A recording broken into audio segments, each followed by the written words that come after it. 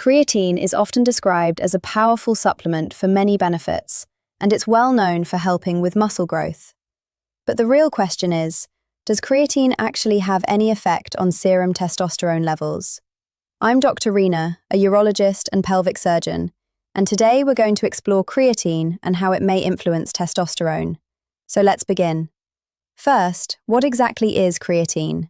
Creatine is a naturally produced compound found inside muscle cells. It's usually made in the liver, kidneys, and pancreas from amino acids, and it's mainly stored in the muscles as phosphocreatine. Its key role is to help regenerate ATP, which is the main energy source your muscles use during contractions. When you take creatine as a supplement, a few things happen.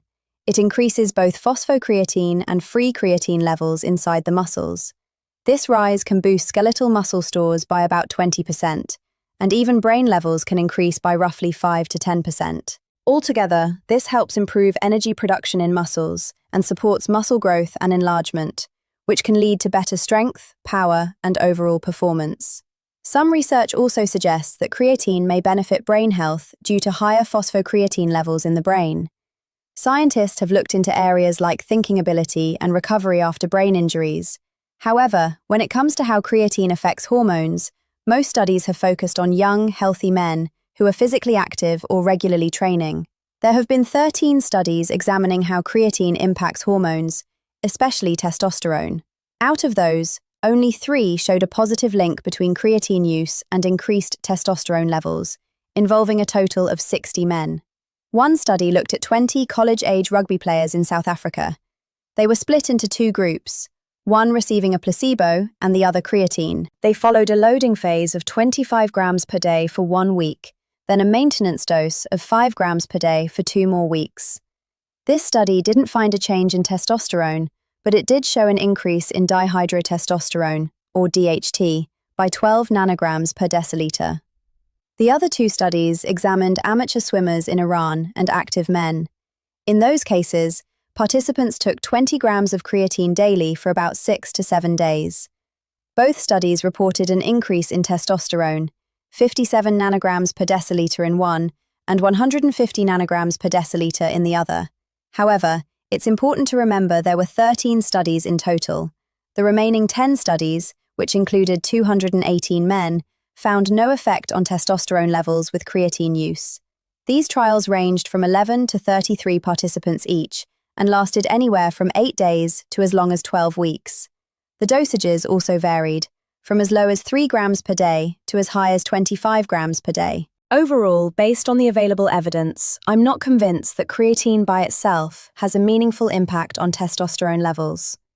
However, I do believe that creatine supplementation can be helpful for athletes and for people who take part in high-intensity exercise, mainly because of its benefits for performance, muscle growth, and possibly even brain health. When it comes to side effects, creatine is generally considered safe and is usually well tolerated. That said, some individuals may experience nausea, stomach cramps, diarrhea, or bloating. It also often leads to increased water retention, which can cause a slight rise in body weight, especially when you first begin taking it. Lastly, if you have kidney disease, there is a possible concern, although not strongly proven, that creatine could affect those who already have reduced kidney function. In general, if you have liver disease, are pregnant or breastfeeding, or are taking medications that may impact kidney health, it's wise to be cautious with creatine, since it hasn't been thoroughly studied in these groups. Now, while creatine alone hasn't shown a strong effect, there have been some studies looking at creatine combined with beta-alanine, as well as creatine with beta-hydroxy-beta-methylbutyrate, also known as HMB. Let's begin with beta-alanine.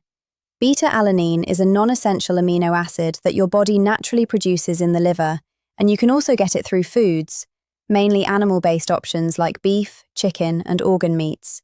In general, beta-alanine acts as a building block for carnosine, which helps maintain the acid-base balance in muscle cells, especially in skeletal muscles, the brain, and the heart. During exercise, the carnosine your body produces helps protect against acid buildup in high-intensity workouts, allowing your muscles to resist fatigue for a longer period. Because of this, it's believed that beta-alanine may help improve performance, particularly in high-intensity activities such as sprinting or swimming, those short bursts of effort that usually last anywhere from 1 to 10 minutes. On its own, however, beta-alanine has not shown any meaningful changes in serum testosterone levels. That said, there have been 2 studies that looked at creatine and beta-alanine together, and the results were somewhat mixed. One study examined 20 military personnel who received 4 weeks of supplementation with 6.4 grams of beta-alanine, followed by 1 week of creatine loading at 0.3 grams per kilogram per day, which comes out to about 21 grams for an average 70-kilogram adult. In this study, researchers did observe a small but statistically significant increase in testosterone, rising from 5.46 nanograms per litre to 5.92 nanograms per litre.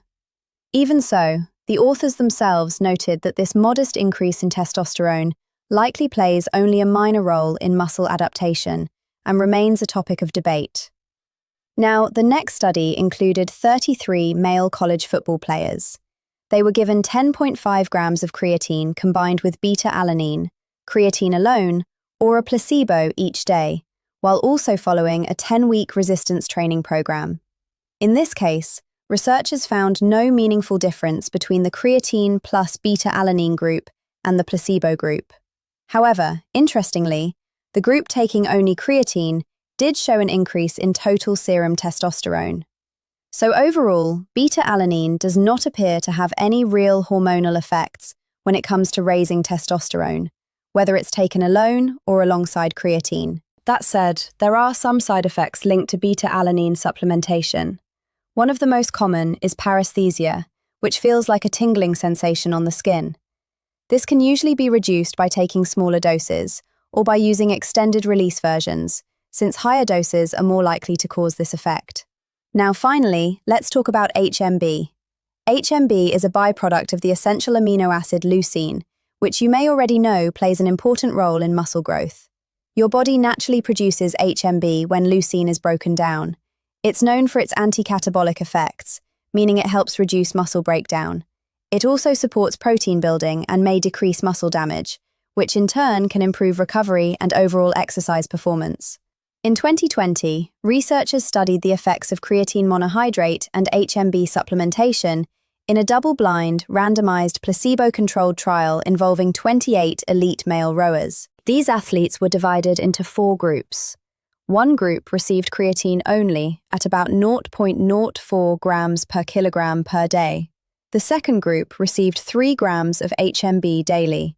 The third group received both creatine and HMB, and the fourth group received a placebo. The results showed a significant increase in testosterone in the group taking both creatine and HMB, with levels rising from 4.91 nanograms per deciliter to 5.97 nanograms per deciliter. However, this study was quite small, with only about 7 participants in each group, and it was not pre-registered. This means it didn't clearly define a primary outcome ahead of time, so it wasn't ideally designed to measure this specific effect. Another study looked at 28 elite male rugby players who were given either a placebo, 3 grams of HMB per day, or 3 grams of HMB combined with creatine daily.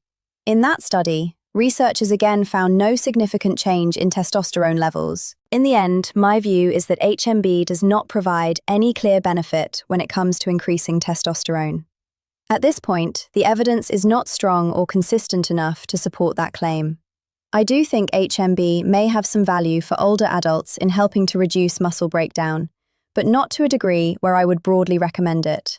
So, the bottom line is this: creatine supplementation does not appear to cause meaningful hormonal changes, especially when it comes to sex hormones like testosterone.